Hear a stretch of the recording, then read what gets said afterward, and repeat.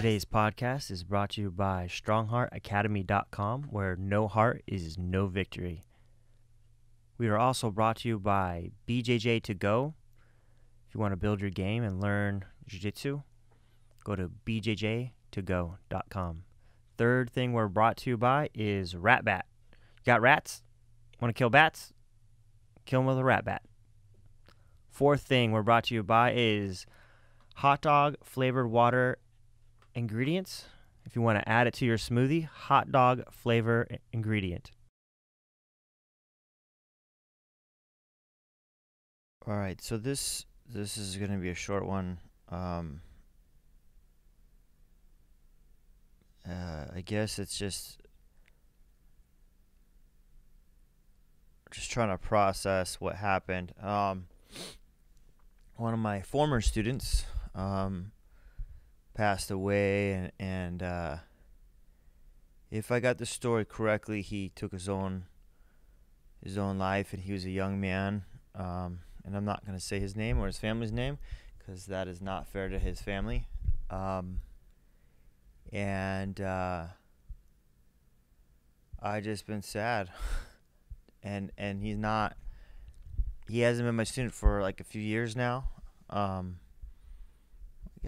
not sure how many years even, but he was one of my first students when I started my own academy, and then his father joined, and they stayed with me for years, probably like 6 years, maybe longer than 6 years. And so I got to know them pretty well. I got to know their whole family well, and I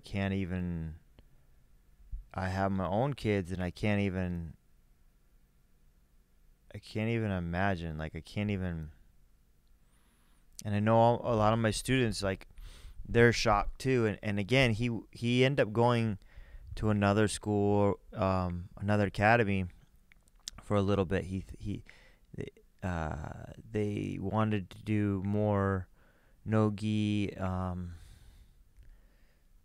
So anyway, they went there for a little bit, and he was just a bright kid, man, and you know, he competed with us. He trained with us. He trained with adults at one point when he became a teenager. So it wasn't like just kids. Like, all the adults knew him. And it's just fucking sad, man. It's fucking sad.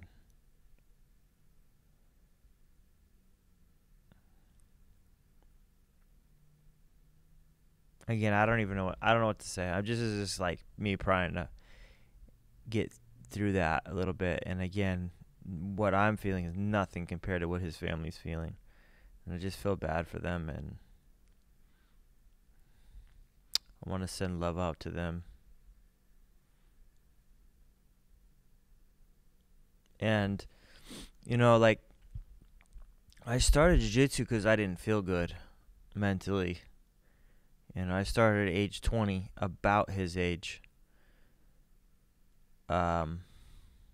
when he passed away. And I struggled with depression my whole life since I was a little kid, and I took medication,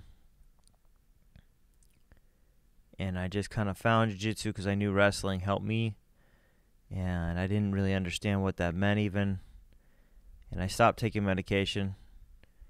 And when I started jiu-jitsu, I have never taken medication since, and I don't really have that dark depression ever since. But I know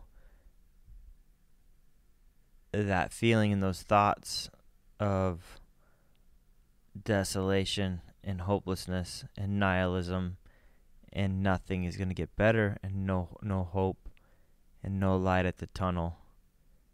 And so I understand that. And I think it's hard for people to understand that never had depression. It's not like the blues. And I don't know his circumstance. I really don't know the background of why. But I think everyone always asks why when something like that happens. Like, why? And it just seems, and I've talked to a couple people, and it just seems like not real. And again, I just was thinking about myself, like, I've had dark thoughts when I was younger. And I was fortunate that I had family that helped me, and I got medication. And then when I weaned myself off medication, I did it myself, or actually just went cold turkey. You're not supposed to do that, but that's what I did. I found jiu-jitsu, and it just worked for me. And that's not the case for everybody. People need maybe some jiu-jitsu, something like that will help, but maybe you need like some medication too, but I feel like it does help. It might not take away everything, but it helps. And I've taught so long that some of these kids now are men, and some of these girls are women now, and sometimes they message me. And not that long ago, I had a kid that I taught, 10 years ago, and when he was like 8 or 9, and he's like, Professor Mike. Actually, he called me Sensei, because back then they used to call me Sensei.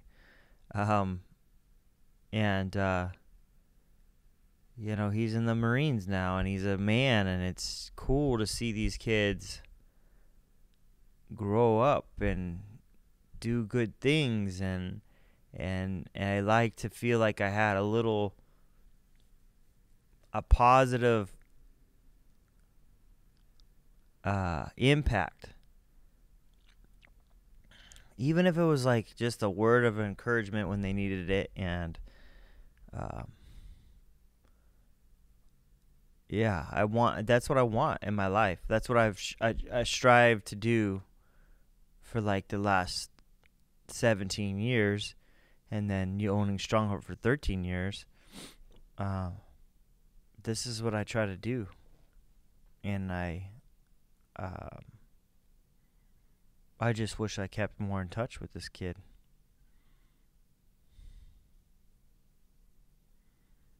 I'm not blaming myself or anything like that.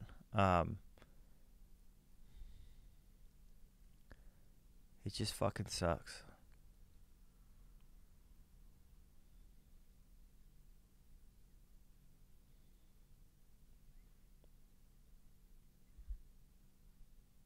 And that's just kind of full of pain. And I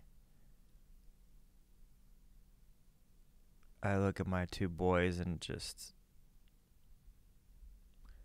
I hope they never feel like they can't talk to me.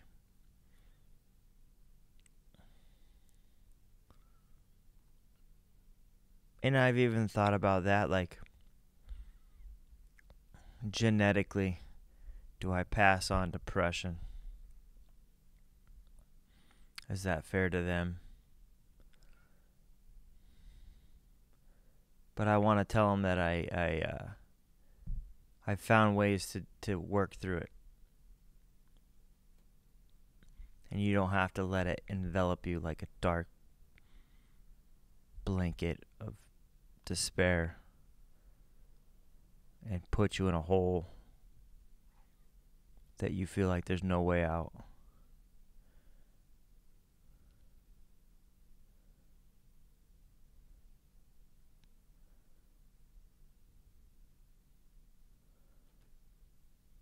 This just fucking sucks. I don't know.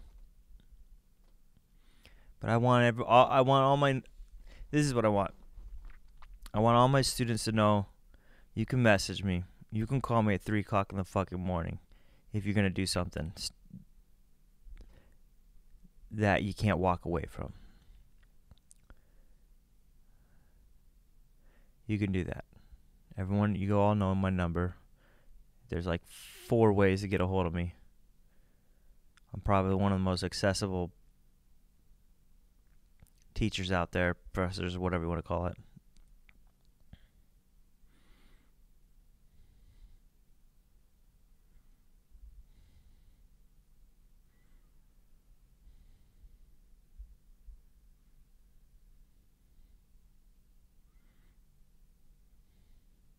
All right, end it. Just that. That's how I'm going to end it. Call me if you need to talk. Bye.